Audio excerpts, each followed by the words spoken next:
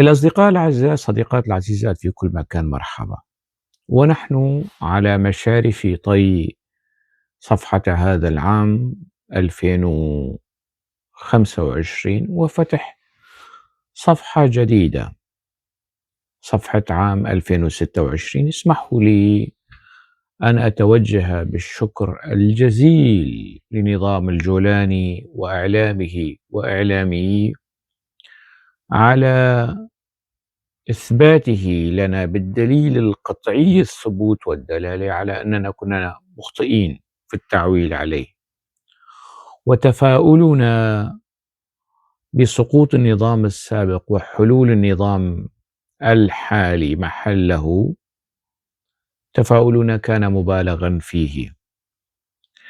واسمحوا لي أن أشكر هذا النظام لأنه كشف لنا الغطاء عن الكثير من القيح الطائفي والحضيض الطائفي والانحطاط الطائفي والعنصري في سوريا.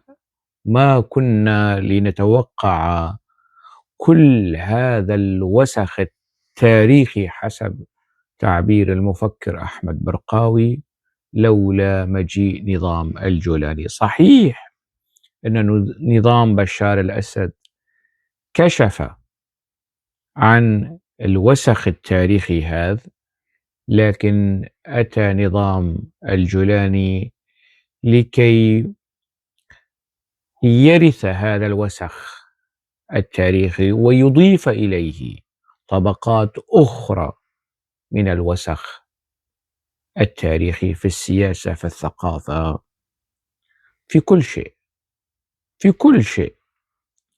بصراحة أبدع نظام الجولاني في إنتاج الوساخة التاريخية، في يعني بفرزه وإنتاجه نموذجا من الوزراء المهرجين اللي عندما نقارنهم بوزراء نظام بشار الأسد نترحم على وزراء نظام بشار الأسد. ليس لأنه نظام بشار الأسد ووزراءه كانوا جيدين، لكن الموجودين الآن في صدارة المشهد هم الأسوأ.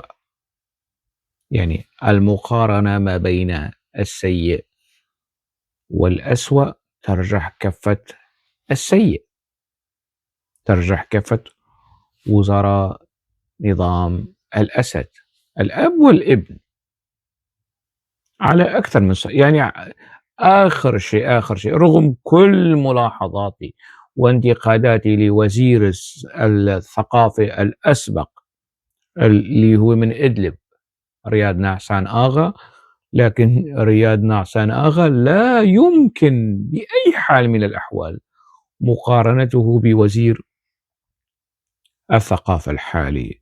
وزراء الإعلام على زمن حافظ الأسد بأي حال من الأحوال لا يمكن مقارنتهم بوزير الإعلام الحالي. وزراء الخارجية لنظام الأسد، الأب والابن، على الإطلاق لا يمكن مقارنتهم بالإرهابي والفاشي والعنصري أسعد الشيباني. لا يمكن، لا يوجد مجال للمقارنة على مستوى الثقافة، على مستوى الحنكة، على مستوى الدهاء وإدارة العملية.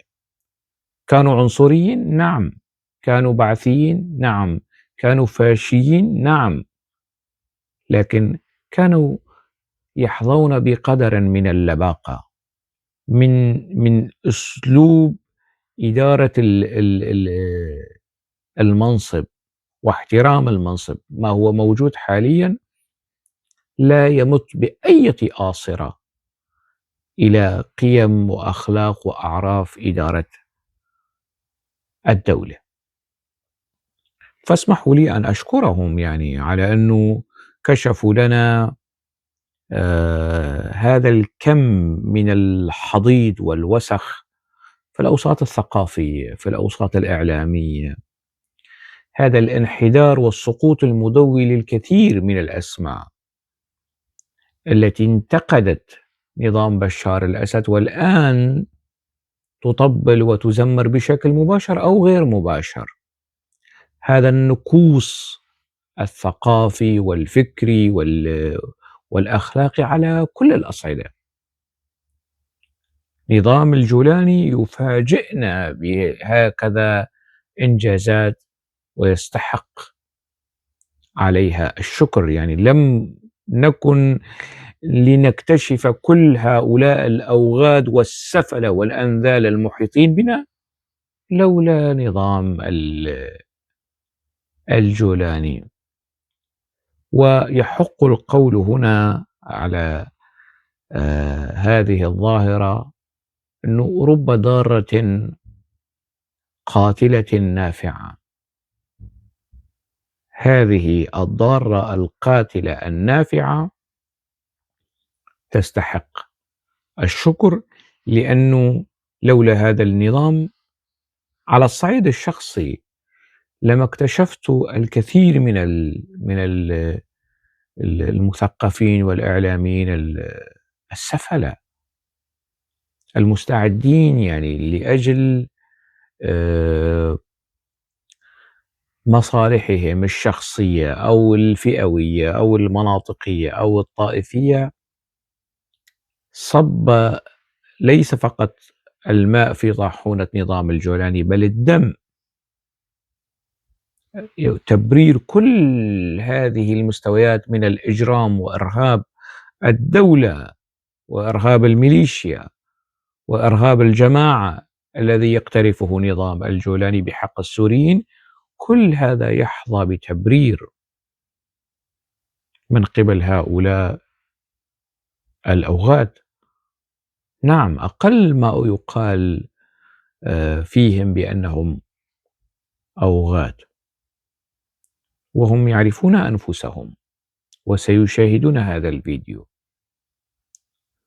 الكل أو الأغلب يعني سيكون لديه حقيبته الممتلئة بالتبريرات والتعويلات ولنمنح هذا النظام فرصة ولا نستعجل ولا نكون متشائمين من كل هذه الأقاويل وأطقم الكلام والمبررات التي كنا نعرف. هذا الكلام سمعناه عندما استلم بشار الأسد الحكم من أبيه.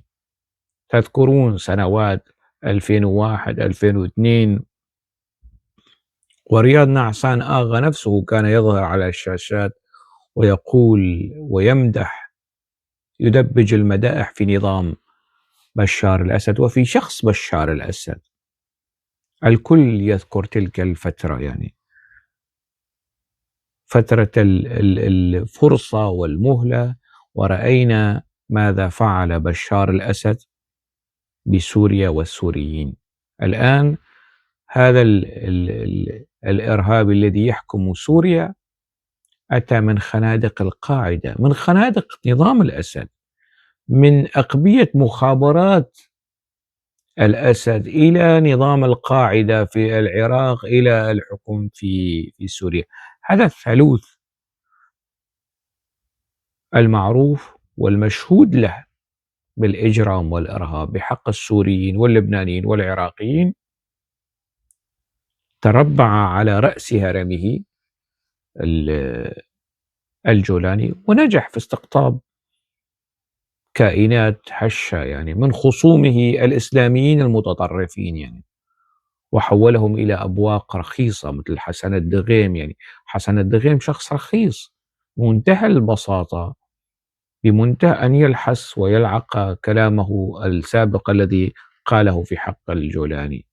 صحفيون مثقفون كثر تهافتوا على مائدة نظام الجولاني، لكن هل سيبقى هذا النظام آبدا مستبدا على صدور السوريين؟ هل سيبقى كابوسا جاثما جاثوما على صدر سوريا على امتداد عقود؟ لا أعتقد. كنا ننتقد مواقف أدونيس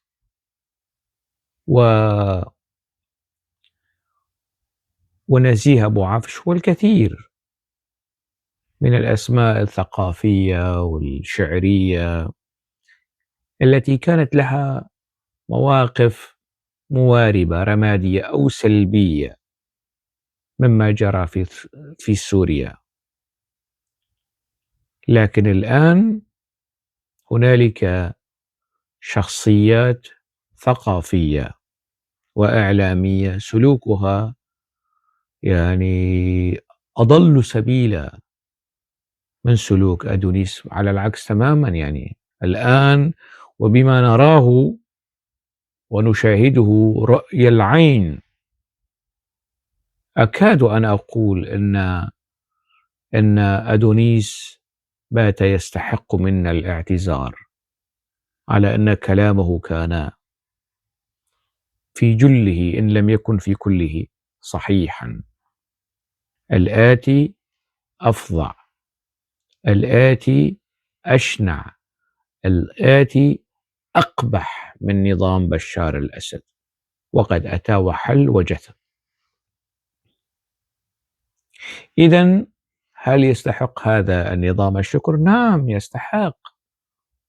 يستحق الشكر، لأنه جعلنا نكتشف حقيقة المقنعين في السياسة، في الثقافة، في الإعلام. البعض ينتقدني ويقول لي، يأتي لي بحوارات مع غسان ياسين وكذا: أنت غيرت رأيك. أنا لم أغير رأيي، أنا موقفي من أوجلان ما زال كما هو، لم يتزحزح قيد أنملة. موقفي من حزب العمال الكردستاني باللغة الكردية باللغة العربية كما هو، وموقفي من قسد تغير كمكتسب لمنطقة شرق الفرات ولكل السوريين، كشيء يمكن الاتكاء عليه في الساحل السوري وفي الجنوب السوري، يمكن التعويل عليه لإصلاح ما يمكن إصلاحه. لكن من أين لي أن أعول على نظام الجولاني وهو ما زال يقترف هذه الجرائم في سوريا ويلحقها بقسد؟ انفجار المسجد في حمص فورا سارعوا إلى إلحاق الموضوع بقسد، وأنه الانتحاري أتى من الداعشي أو ما بعرف مين. نفس القصة اللي جرت في تدمر، يعني فورا إلحاق التهمة بقسد. يعني أنا معني بسوريا، أنا معني يهمني مستقبل سوريا. ولذلك عندما أنظر إلى المشهد المقزز الذي يقدمه لي نظام الجولاني، أشكره لأنه يفضح نفسه ويضع حدا للتعويل على هذا النظام، يضع حدا للتفاؤل بهذا النظام على أنه سيتغير ويتبدل ويصلح نفسه بنفسه. لن يصلح نظام الجولاني نفسه بنفسه. الإصلاح لهكذا أنظمة سم قاتل. نفس الموضوع ينطبق على نظام بشار الأسد. الإصلاح لهكذا أنظمة لا يمكن لمن أفسدها أن يصلحها، لا يمكن، يستحيل في هذا الموضوع. أنا ذكرت على زمن النظام السابق وأذكرها الآن على زمن النظام الحالي، نظام أبو محمد الجولاني يستحق الشكر، يستحق الشكر نظام الجولاني على براعته في فتح نفسه وفتح الدائرة المقربة منه والدائرة الأوسع والدائرة التي تمني النفس وتحاول أن تقدم أوراق اعتمادها لهذا النظام. لاحظوا معي يعني ما هو موجود وما يتصدر المشهد. يعني نظام الجولاني لا يستضيف ابن الشهيد البطل، شهيد الثورة السورية، شهيد ثورة الحرية والكرامة مشعل التمو، لا يستضيف فارس التمو، إنما يستضيف من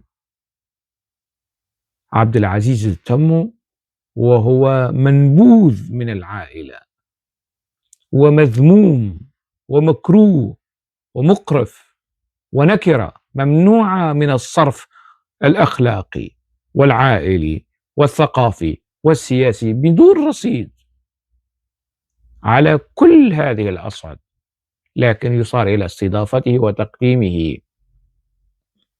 كوجه سياسي كردي مستقل.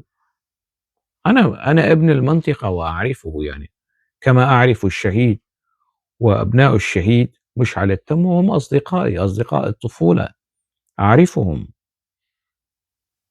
يعني أعرفهم معرفة شخصية، يعني بيننا خبز وملح. وبالتالي شوفوا النماذج التي تتصدر هذا الإعلام. علي تمو أو علي تمة مطرود من حزبه بتهمة الاتجار مطرود من حزبه. في هاي البنت اللي بتطلع مدعية وتزعم أنها طبيبة وكاذبة، وأنا ابن المنطقة وأعرف عائلتها، يعني التي هاجرت من الدرباسية باكرا واستقرت في زبداني.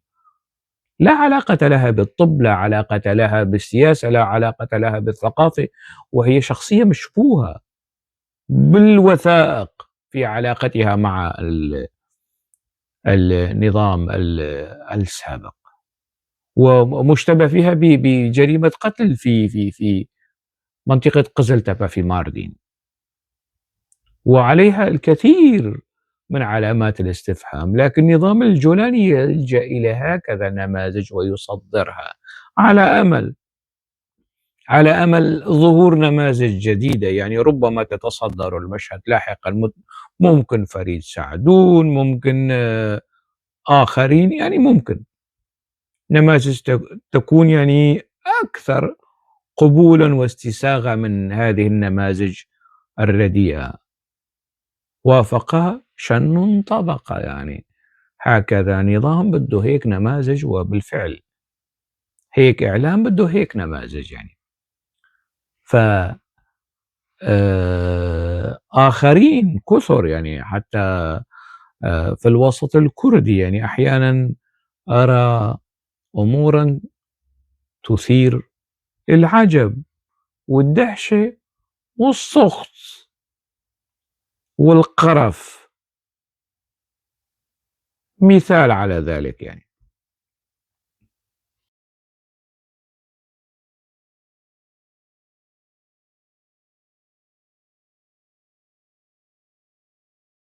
بعض الكرد هللوا لهذا الحفل أو لهذا النشاط الفني في دمشق على أنه إنجاز.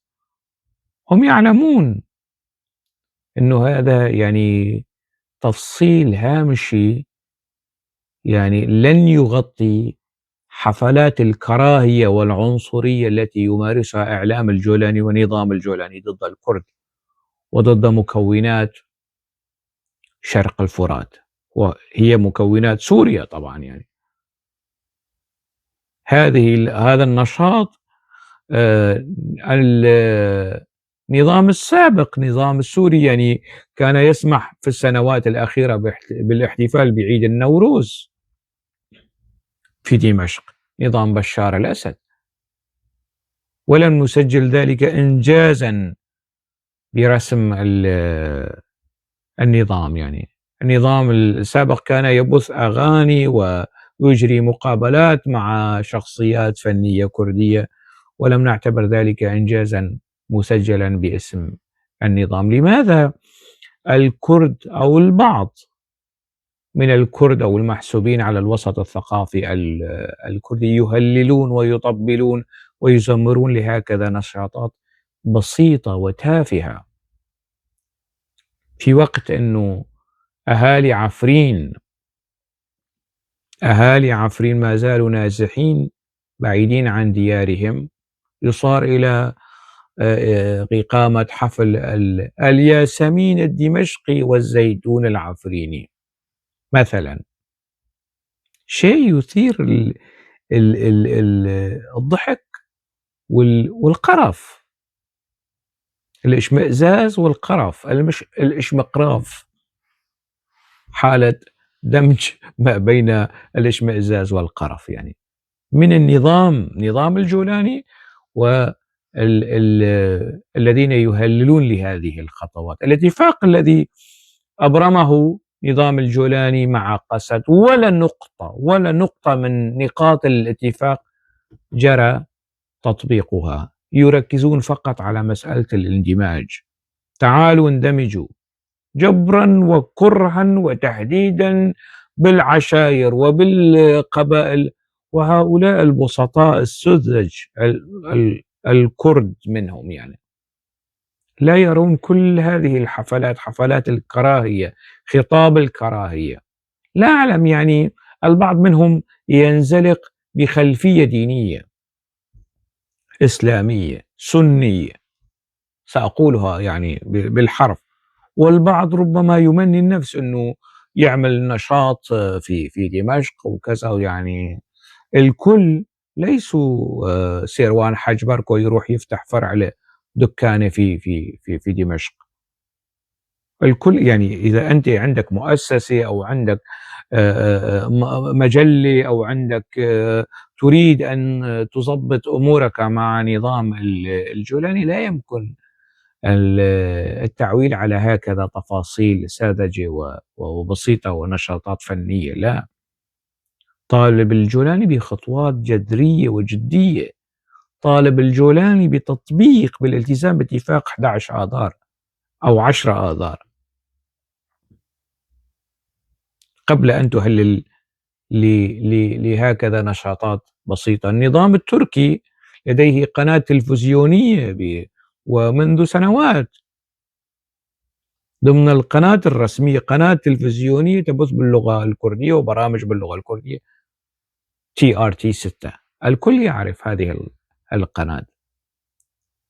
ودور النشر والمركز الكردي في اسطنبول، والمركز الكردي والمعهد الكردي في اسطنبول، وإصدارات تابعة لحزب العمال الكردستاني تصدر في تركيا. هل يعني ذلك أنه نظام ديمقراطي؟ لا،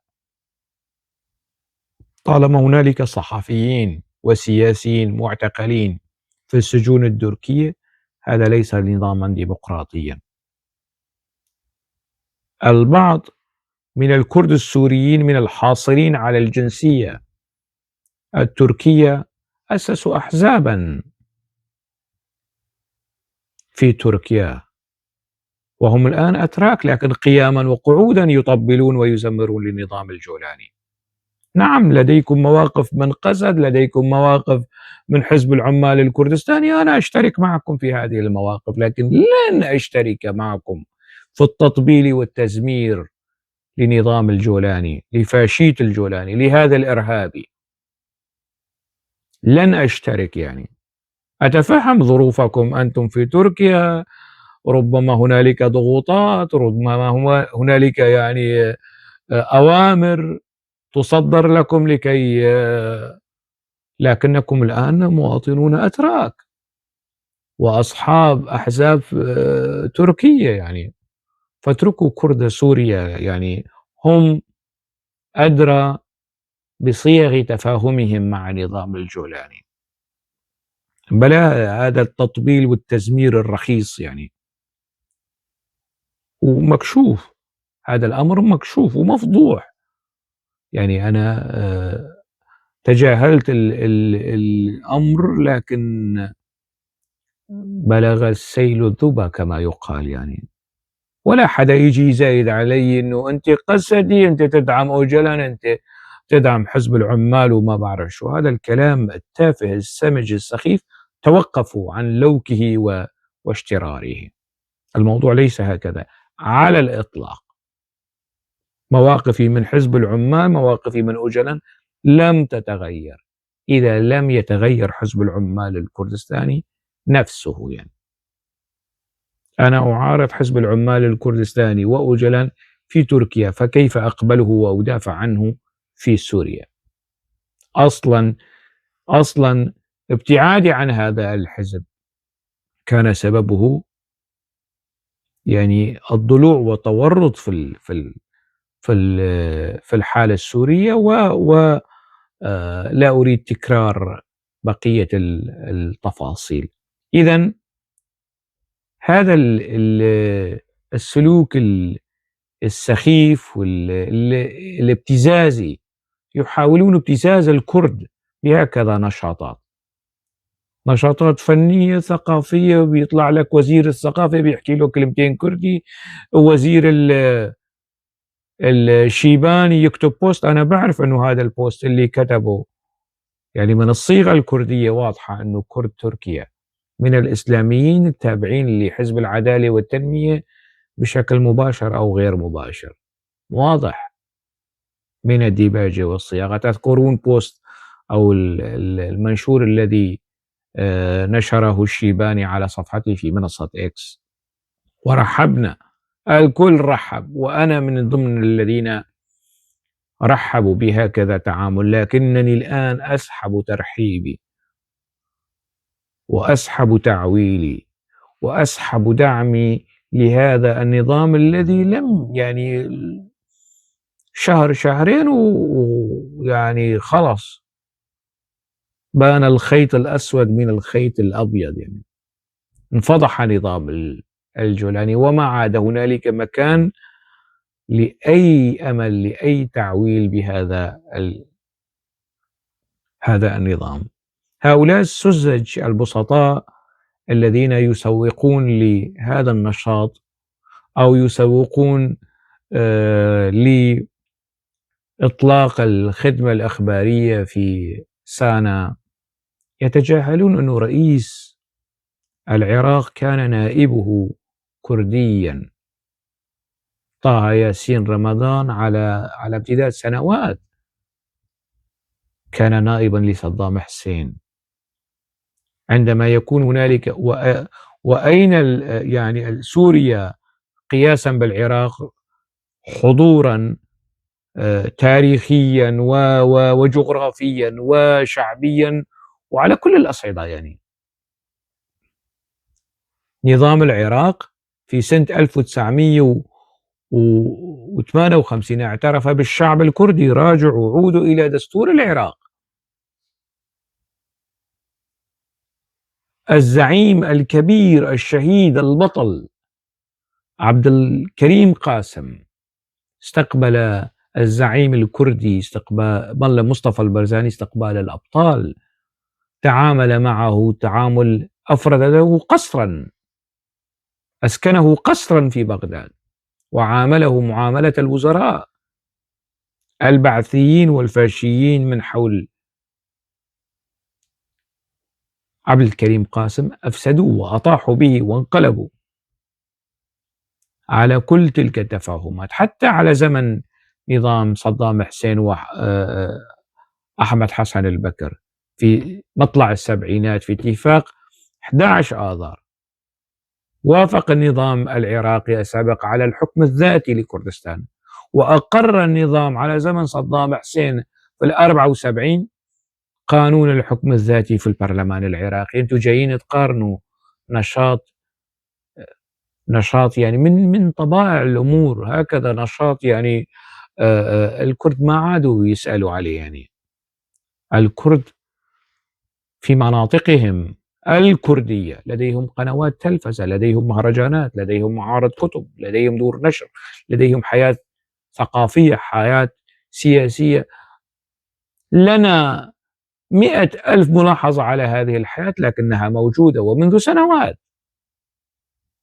الكرد ما عاد بإمكانكم أن تبتزوهم بهيك نشاط. فبعض البسطاء والسذج من أكرادنا الأفاضل المحسوبين على الطبقة الثقافية لا ينزلقوا هكذا بسرعة إلى التطبيل والتزمير لنظام الجولاني، وإلا سيحق عليهم قول آخر إذا استمروا في هكذا سلوكيات هشة ورخوة وخادعة ومطبلة ومزمرة لنظام الجولاني. إذا لم يعتدل نظام الجولاني سأبقى أنتقده وأنتقد من يصطف إلى جانبه ومن يلتمس له الأعذار والمبررات، كائن من يكن، بصرف النظر عن المستوى الثقافي، المستوى الإعلامي، يعني الاسم ووقعه ورنينه. أنا مع الضحايا، وأنا مع الحرية، وأنا مع الكرامة، كرامة المواطن السوري وحرية المواطن السوري في درعا وفي دمشق وفي حلب وفي الحسكة فوق أي اعتبار أكاديمي أو ثقافي أو فني أو إعلامي، فوق أي اعتبار، حتى على مستوى العلاقة الشخصية. كثر من المثقفين الكرد قطعت علاقتي بهم نتيجة تبعيتهم العمياء لحزب العمال الكردستاني أو عملهم في مؤسسات هذا الحزب، فمش كتير علي. وحتى فيما يتعلق بانتقاد نظام الجولاني، كانت تربطني علاقات صداقة مع البعض، لكن عندما يعني شفتهم أبواق رخيصة قطعت فورا. لا يوجد شيء أندم عليه على هكذا علاقات. من يقف في صف الاستبداد والقمع والظلم والجور والفاشية والطائفية هو من يضع نفسه بالضد مني، يعني لأنني ضد هذه المسائل. ما حدا يجي يزايد علي فيما يتعلق بالقضايا القومية. أنا ككردي ومسلم عضو في المنظمة الآثورية الديمقراطية السورية، وهذا شرف أدعيه وأفتخر به. أنا عضو في التحالف الوطني الديمقراطي السوري اللي بيرأسه الدكتور مروان خوري، وهذا شرف أدعيه وأفتخر به.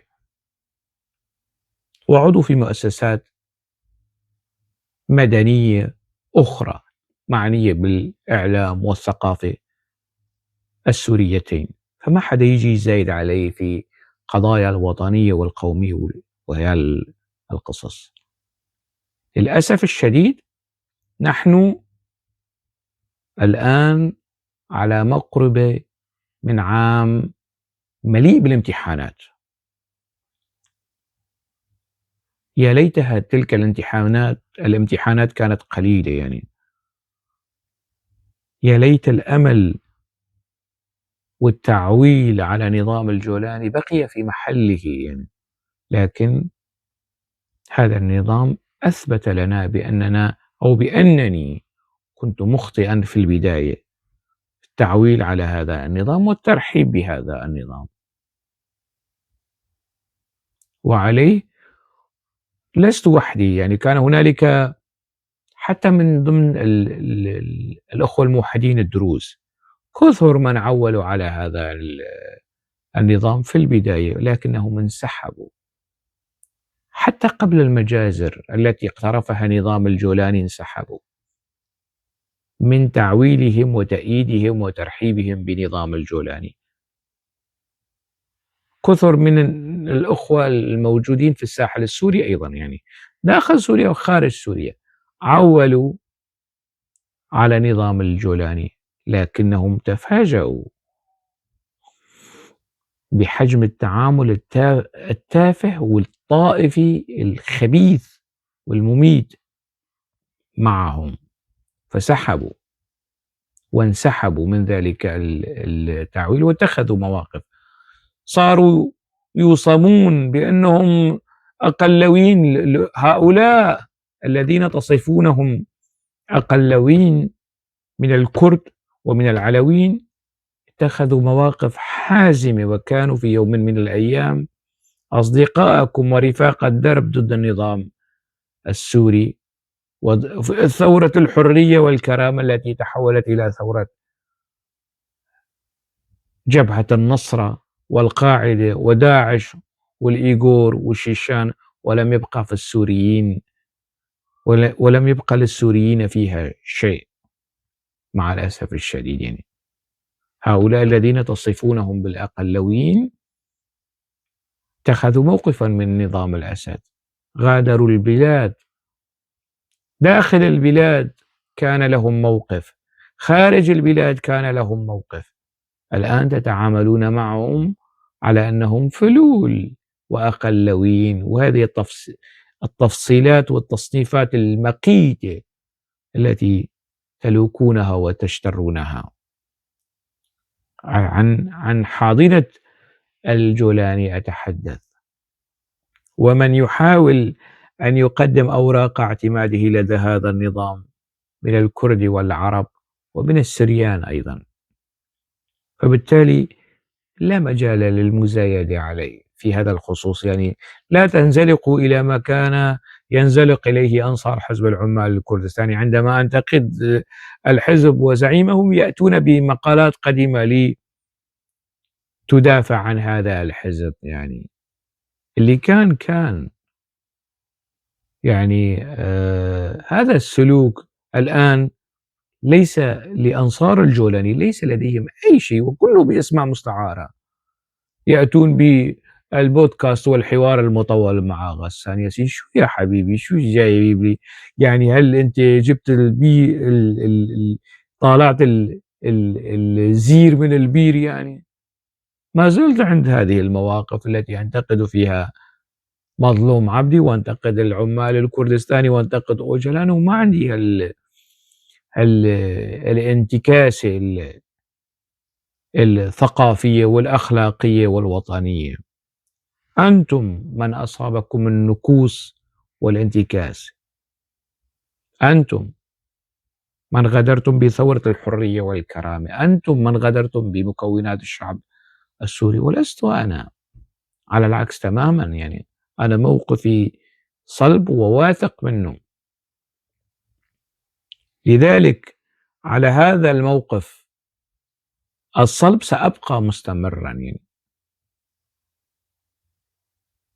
سأبقى ناقدا وناقما على الاستبداد وكل قيم الاستبداد القومية والوطنية ما في قيمة وطنية، أنا آسف، يعني قيمة وطنية متعلقة يعني تنتج الاستبداد. لا، القيم الوطنية الحقيقية هي كارهة ونابذة للاستبداد. مقصدي مفرزات الاستبداد، خطاب الاستبداد القومي والديني والطائفي، والذي ربما يعني يرتدي لبوسا ثقافيا، سأكون بالضد منه كما كنت. والحاضر يعلم الغائب. على كل أطقم الحضيض في الثقافة وفي الإعلام السوريين، شكرا لك لأنك عرفتنا على سفلة وأنذال جدد لم نكن نعرفهم لولا سلوكياتك وجرائمك وإرهابك بحق السوريين، ولولا دفاعهم في التبرير والتسويغ لجرائمك يا أبو محمد الجولاني. فأنت تستحق الشكر على ذلك، وهم يستحقون السخط والنقد والشجب والإدانة على سلوكياتي. أكتفي بهذا القدر. دمتم